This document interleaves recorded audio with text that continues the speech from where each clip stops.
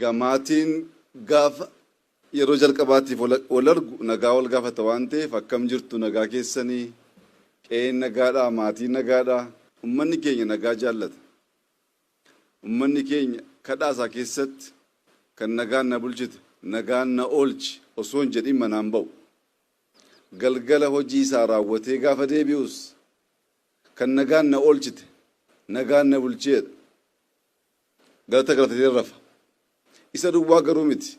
Ummanni keenya nagaaf xiyyeeffannaa jaalala addaa waan qabuuf nagumaanuu ilma waaqaa jedhee fudhata. Ijoollee isaa nagaasoo nagaasaa jedhee maqaatti baafata. Ummanni keenya nagaa jaallatee nagaa kadhatee ijoollee isaatti maqaa baafatee kanaan garuu hin dhaabbatu. Nagaan kan booreessan jiraannaan boora'uu akka danda'u hin beeka. Kanaaf jedhee ijoollee isaa ammas araarsaa jedhee baasa. Nagaasaa duwwaan jedhu. Wal dhibdeen jiraachuu hin danda'a. Mariif marabbaan mari'annee jaarsoliidhaan fayyadamnee araaramuu akka dandeenyus ummanni keenya jechaan kadhannaa guyyaa guyyaatiin nu barsiisaa guddan. Nagaa hin jaallanna. Bakka nagaan hin jirretti immoo mariif marabbaan dubbii hiikus immoo aadaan keenya barsiisee jira jechuudha. Kanaaf nagaan waa hunda caalaa kan nu barbaachisu misooma akkasii kana arguudhaaf kan nu gargaaru waan ta'eef nagaa dura buusanii ilaaluun dubbachuun mari'achuun maaliif barbaachisaa? Godinni kun woo xiqqaate waggaa 30 waggaa 40 keessatti akkuma isin beektan nagaa guutuu argatee waa'ee misooma yaaduu hin dandeenye.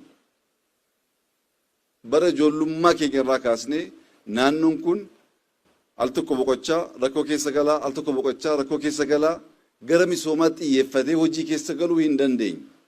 Kana keessaa ba'anii laphee guutuun sammuu guutuu misooma keessa galuudhaaf waa'een nagaa dubbatamuu qaba taanaan asitti bakkisa.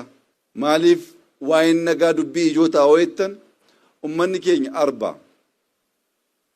Lafeen arbaa waan biraatiin cabsuun baay'ee rakkisaadha.